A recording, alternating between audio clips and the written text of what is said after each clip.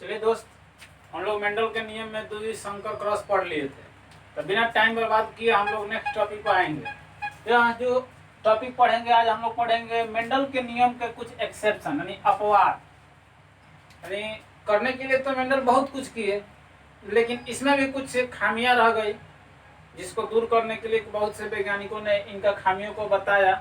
और इसमें देखेंगे कि मैं एक्सेप्शंस टू मेंडल्स लॉ यानी कि इनके क्या एक्सेप्शन थे, अपवाद क्या थे।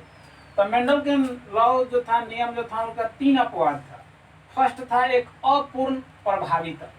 तो हम लोग पढ़ेंगे कि एक पढ़े थे हम लोग की प्रभाविता, तो ये यहाँ पर हम लोग देखे थे अपूर्ण है यानी पूरा प्रभाव नहीं दे रहा है।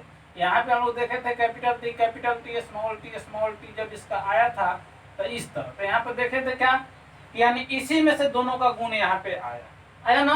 यानी यह लंबा था, बौना था, तो यह लंबा हुआ, तो यह पूर्ण प्रभाविता था। लेकिन यहाँ पे अपूर्ण प्रभाविता देखेंगे कुछ उदाहरण से। दूसरा देखेंगे यानी इनकम्प्लीट डोमिनेंस। दूसरा इनका अपवाद है बहुविकल्पता यानी मल्टीपल एलिलिज्म। तीसरा है इनका सह प्रभाविता यानी कोडोमिनेंस। देखेंगे बारी बारी से उदाहरण देकर समझेंगे और एकदम इजी प्रोसेस में हम लोग समझ जाएंगे, एकदम बिना समय बर्बाद किए। देखिए, अपूर्ण प्रभाविता इनकम्प्लीट डोमिनेंस का खोज कार्ल कोरेंसन ने किया था। तो हम लोग कार्ल कोरेंसन का नाम बहुत पहले पढ़ चुके थे, फर्स्ट वीडियो में जब मेंडल के बारे में बता रहे थे। जर्मनी के थे और उनके मित्र ही थे। कार्ल कोरेंसन ने अपूर्ण प्रभाविता का व्याख्या किया और इन्होंने कुछ ऐसे उदाहरण पेश किए जो मेंडल के लॉ फॉलो नहीं करता था। उससे उदाहरण को हम लोग देखेंगे तो आता है क्वेश्चन कि देगा कि ऑब्जेक्टिव में निम्नलिखित में से कौन मेंडल के नियम का पालन नहीं करता है। तो उदाहरण याद रखिएगा, मीठी मटर, इसको लेथाइरस भी बोलते हैं, यानी इसको इस तरह देखिएगा तो यह खेसारी, इसको खेसारी का दाल एक आप लोग सुने होंगे, तो खेसारी का दाल इसको बोलते हैं मीठी मटर। लेथाइरस इसको बोलते हैं स्नैप ड्रैगन, स्नैप डील मत कहिएगा, स्नैप ड्रैगन। और गुल अब्बास यानी मिराबिलिस जलापा, इसको 4 o'clock प्लांट्स भी कहते हैं। यानी गुल अब्बास को मिराबिलिस जलापा कहिए या 4 o'clock प्लांट्स कहिए। ये तीनों का जो उदाहरण दिया गया था वो अपूर्ण प्रभाविता। अब समझिए कि अपूर्ण प्रभाविता क्या था, यानी जो नियम जो था मेंडल के फॉलो नहीं किया हुआ, पूर्ण प्रभाविता हुआ। जैसे देखिए यहाँ पे मेंडल ने क्या किया, कार्ल कोरेंसन ने क्या किया कि गुल अब्बास के पौधे का 2 पुष्प लिया। एक जो पुष्प लिए थे उसका कलर लाल था, कैसा था, लाल पुष्प का कलर, और दूसरा जो लिए थे उसका सफेद था।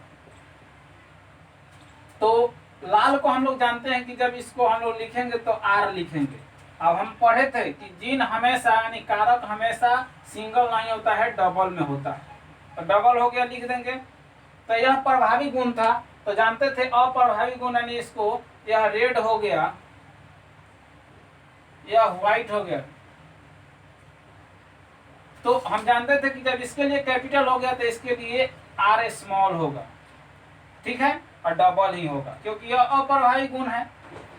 यहाँ तक ले ठीक था। फिर जानते थे कि इसका जो यहाँ पे क्या होगा कि वही पर परागन होगा। पर परागन के बाद यानी अर्धसूत्री विभाजन होगा। अर्धसूत्री विभाजन में यह आधा आएगा और यह भी आधा आएगा। इतना तक ले मेंडल के एक संकर क्रॉस में पढ़ते थे, एकदम सेम। फिर यह युग्मक हो गया, यह क्या हो गया, युग्मक इसको बोलते थे। और यह अब फिजन करता था, यह जब फिजन करता था तो अब बनाएगा आर और कैपिटल आर स्मॉल आर, कोई दिक्कत नहीं होना चाहिए। तो मेंडल के नियम में हम लोग यही पढ़ते थे कि लाल सफेद जब दोनों में क्रॉस हुआ तो यहाँ जो होगा यह लाल ही होगा, क्योंकि यह सफेद का गुण अप्रभावी और लाल का गुण प्रभावी हो गया। क्या हो गया, सफेद का गुण अप्रभावी और लाल का गुण प्रभावी हो गया, तो इसको हम लोग लाल लिखते थे। तो यह कब लिखते थे, तो मेंडल के लॉ के अनुसार यहाँ पे लाल होगा।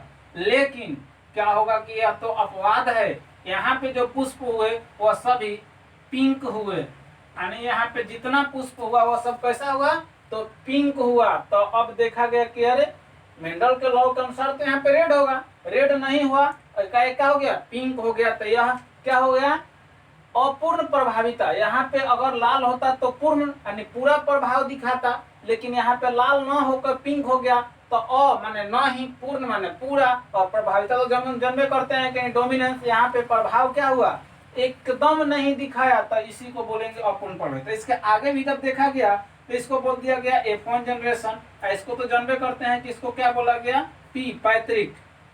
फिर इसको जब आगे बढ़ाया गया तो हम लोग जानते थे कि यहाँ से क्या मेंडल ने क्या किया था, स्व परागण कराता था। स्व परागण, जब स्व परागण कराया तो स्वयं को यानी स्वयं से यहाँ तक। फिर यहाँ से जब हम लोग देखे तो पौधा जो मिलता था, इसको आ जाते हैं ऊपर, यानी यहाँ से जो पौधा मिलता था तो देखिए यहाँ से कैसा पौधा मिलता था, आर और आर हो गया। यहाँ से जो पौधा मिलेगा तो कैपिटल आर, कैपिटल आर, फिर कैपिटल आर स्मॉल आर, फिर यहाँ से क्या होगा, कैपिटल आर स्मॉल आर, फिर यहीं से क्या होगा, स्मॉल आर स्मॉल आर। यानी इस तरह मेंडल के ठीक एक शंकर क्रॉस के जैसा ही यह नियम है। लेकिन देखिए अब यहाँ से क्या हुआ, यह तो हो गया लाल, यह जो था यह पिंक हो गया, यह भी पिंक हो गया, और यह क्या हो गया, तो व्हाइट हो गया। तो अब देखिए यहाँ तो क्या आना चाहिए, यहाँ भी रेड ही आना चाहिए, यहाँ भी रेड ही आना चाहिए। अब कहेगा कि क्या, इसका तो मतलब रेडे हुआ, तो रेड तो हुआ, लेकिन यह अपवाद है। यहाँ पे जो पुष्प देखने के लिए जब देखा गया तो कलर उसका पिंक था, तो यही अपूर्ण प्रभाविता को दर्शाता है। यानी समझ आता है कि मेंडल के जो नियम का अपवाद है अपूर्ण प्रभाविता, इसमें जीनोटाइप और फिनोटाइप अनुपात क्या होता है। तो देखिए अपूर्ण प्रभाविता का जीनोटाइप और फिनोटाइप अनुपात निकालने के लिए तो यह फिनोटाइप और यह जीनोटाइप। तो देखिए फिनोटाइप में बताया था कि वैसा लक्षण जो दूर से देखकर पता चल जाए तो उसको फिनोटाइप। तो एक लाल है, पिंक है, व्हाइट है, यानी 1 2 1 रेशियो हो गया। जीनोटाइप यानी इसको जीन जब देखेंगे तो जीनो जब देखेंगे तो यह तो रेडे का है तो एक ही होगा, पिंक है 2 को तब 2 ही होगा, और एक व्हाइट है तो व्हाइट। यानी याद रखिएगा मेंडल के नियम के जो अपवाद है अपूर्ण प्रभाविता, उसके जीनोटाइप और फिनोटाइप दोनों सेम ही होता है। अब चलेंगे बहुविकल्पता, यानी अपूर्ण प्रभाविता क्या है। तो जब मेंडल ने अपना प्रयोग किया तो उसमें देखा कि पहली पीढ़ी में जो पौधे के गुण प्रभावी और अप्रभावी वाला आता है तो वह प्रभावी यानी न होकर वह अप्रभावी न भी न होकर वह अलग ही गुण प्रदर्शित करता है, जिसे अपूर्ण प्रभाविता कहते हैं। अब देखेंगे, चलिए तो दूसरा पद है बहुविकल्पता यानी मल्टीपल एलिलिज्म। तो बहुविकल्पता किसे कहते हैं, तो देखिए जब किसी एक लक्षण के लिए 2 से ज्यादा एलील जिम्मेवार हो तो ऐसे को बहुविकल्पी एलील कहते हैं। यानी पहले हम लोग देखते थे कि 2 ही एलीले था, पहले 2 एलील जिम्मेदार होता था, लेकिन जब 2 से ज्यादा क्या करने के लिए, एक लक्षण के लिए, पहले तो एक लंबा बौना, लेकिन अब बोल रहा है कि जब 2 से अधिक एलील जिम्मेदार हो तो वैसी स्थिति को उसे बहुविकल्पी एलील कहते हैं, और इस घटना को बहुविकल्पता कहते हैं। यानी इतना याद रखिए कि कोई भी जीव है उसके गुण को दर्शाने के लिए यानी 2 से अधिक एलील यानी जीन, एलील यानी जीन जिम्मेदार हो तो उसको हम लोग बोलते हैं बहुविकल्पी एलील। ऐसे इसका उदाहरण आता है मानव रुधिर वर्ग। तो मानव रुधिर वर्ग का खोज किया था कार्ल लैंडस्टीनर, जिसके लिए इनको नोबेल प्राइज भी मिला था। और इस ब्लड ग्रुप का खोज 1901 ईस्वी में हुआ था, कहीं कहीं देता है 1900 ईस्वी में। देखिएगा ब्लड ग्रुप मुख्य रूप से मनुष्य में जो होते हैं वह 4 होता है, AB O। मनुष्य में ब्लड ग्रुप कितने होते हैं, 4 होते हैं, AB O। अब इसमें से हम लोग बाद में इसमें हम लोग पढ़े अपवाद, फिर हम पढ़ेंगे मनुष्य का रक्त वर्ग, उसमें हम पढ़ाएंगे कौन से किसको ले सकते हैं, किसको दे सकते हैं, किसको सर्वदाता, किसको सर्वग्राही, और इसका किस में एंटीबॉडी होता है, किस में एंटीबॉडी एंटीजन नहीं होता है, सब बाद में पढ़ेंगे इसी में नेक्स्ट टॉपिक में। लेकिन अभी इसको हम लोग यानी हल्का डीपली नहीं पढ़ रहे हैं, हल्का एकदम देख रहे हैं कि आखिर बहुविकल्पी एलील यानी बहुविकल्पता का एग्जाम्पल हम लोग देख रहे हैं। तो मानव रुधिर बल कितने होते हैं, याद रखेगा 4। इसको बोलते हैं सर्वदाता यानी यूनिवर्सल डोनर इसको बोलते हैं, यानी इसको बोलते हैं दाता और इसको बोलते हैं ग्राही। इतना याद रखिए, फिर आगे हम क्वेश्चन पूछेंगे।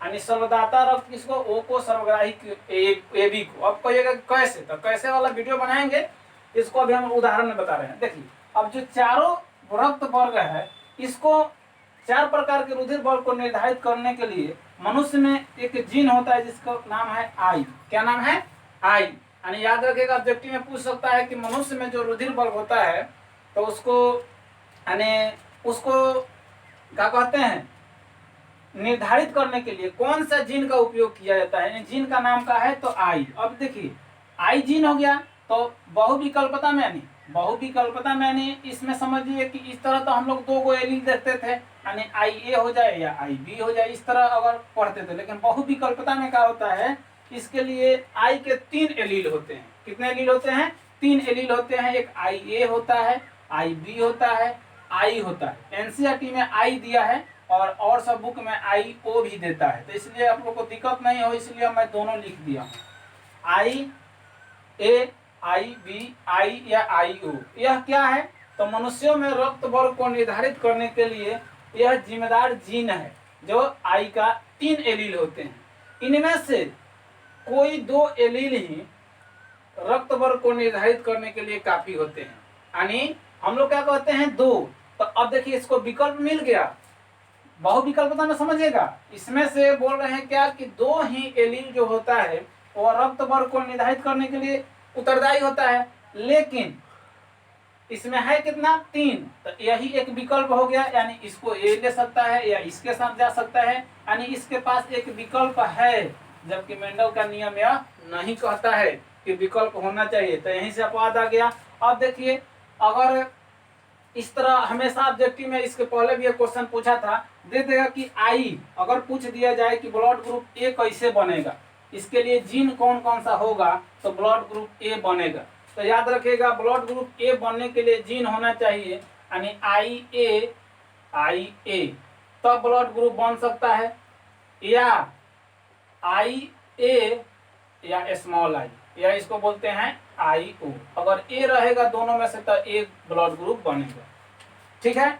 इसी तरह अगर अब कहेगा कि 2 गो एलील ही जिम्मेदार है, आई के एक आई, हम जानते हैं कि हमेशा जो हम लिखते हैं युग्मक वो क्या होता है, जोड़े में लिखते हैं।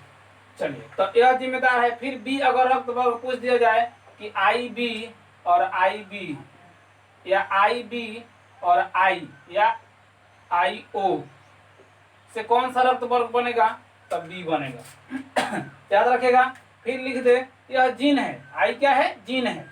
फिर यदि लिख दे कि आई ए और आई बी दोनों मिलेगा तब कौन सा रक्त वर्ग बनेगा, तो यहाँ पे ए बी बनेगा। और यहाँ से हम लोग का तीसरा जो हम लोग पढ़े थे, तीसरा क्या लिखे थे हम लोग, तो तीसरा लिखे थे क्या,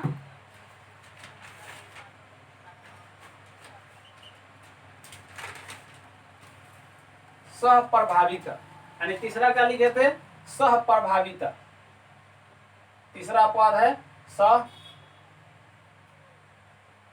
कोडोमिनेंस, यानी सहप्रभाविता माने साथ साथ, जब 2 जीन हो और दोनों जीन का गुण जब साथ साथ चलता है तो उसको हम लोग बोलते हैं सहप्रभाविता। यानी जब एलील के जोड़े हो, एलील का जोड़ा का जो गुण हो एकदम साथ साथ चले तो उसको हम लोग क्या बोलते हैं, सहप्रभाविता कोडोमिनेंस। तो यहाँ तक हम लोग देख लिए बहुविकल्पता। इसी में उदाहरण मिल गया का कि सहप्रभाविता। तो सहप्रभाविता क्या है कि देखिए आई ए आई बी, तो यहाँ पे क्या हुआ, अपना गुण बदला नहीं, आई दोनों एक ही साथ आ गया, यानी सह साथ साथ प्रभाव दिखाया, तो सहप्रभाविता का उदाहरण ये ब्लड ग्रुप ए बी है।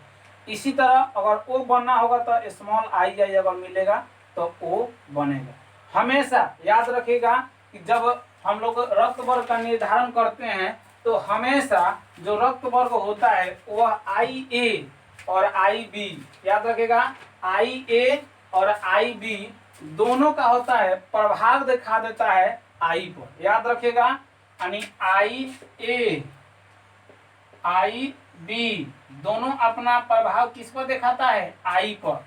तो देखिए, क्योंकि देखिए आई ए में भी आई आ गया है, आई बी में भी आई आ गया है, तो यह दोनों इसको क्या करता है, विकल्प के रूप में लेता है, विकल्पता। इसी पर एक क्वेश्चन लिखेंगे और पता चलेगा।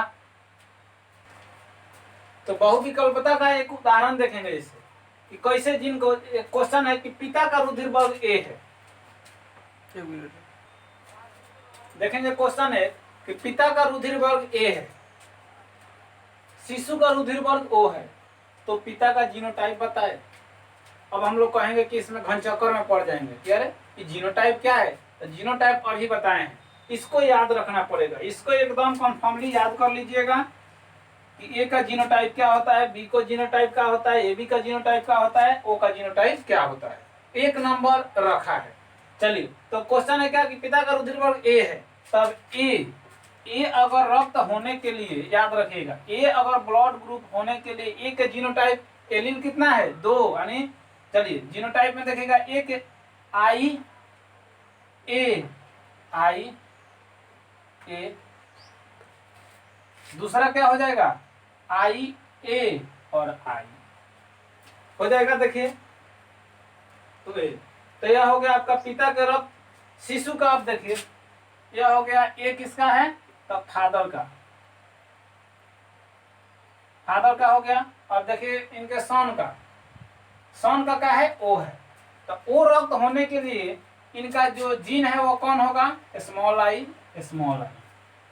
अब चलिए, तो वही पूछ रहा है कि पिता का रुधिर वर्ग ए है और शिशु का रुधिर वर्ग ओ है, तो बताइए कि पिता में जीनोटाइप कौन सा होगा। तब यहां से देखिए आइए देखिए इसमें है, आइए है नहीं है, तो यह खत्म। देखिए आइए आई, यानी आई पिता का था, तबे ना ये किसका पुत्र में आई गया है। अब कहिएगा एगो आई कहां से आया, तो माता का आ गया। पुत्र से ही पता चल जाएगा कि माता में भी ब्लड ग्रुप क्या होगा। केवल इसको याद रखिएगा, अगर आपको पता चल जाएगा कि माता का ब्लड ग्रुप ए है और पिता का बी है, तो एकदम आता है क्वेश्चन, हमेशा कंपटीशन में भी आता है, दे देगा कि पुत्र का ब्लड ग्रुप मान लीजिए बी है और माता का ब्लड ग्रुप मान लीजिए कि ए बी है, तो दे देगा कि पिता का ब्लड ग्रुप क्या होगा। तो एकदम इसी से निकाल लेंगे, या जीनोटाइप इसी से निकाल लेंगे। तो अब देखिए क्या होगा, जब पिता के पास आखिर सन के पास ओ है, तो ओ के लिए जीनोटाइप क्या है, आई और आई। तो डबल आई कभी भी इसमें नहीं आता है, नहीं आता है। तो समझिए कि एगो आई इसको पिता से मिला होगा और एगो आई इसको माता से मिला होगा। यानी यह समझ लीजिए कि माता से मिला होगा और यह फादर से यानी पिता से मिला होगा, यानी दोनों मिल गया इनको।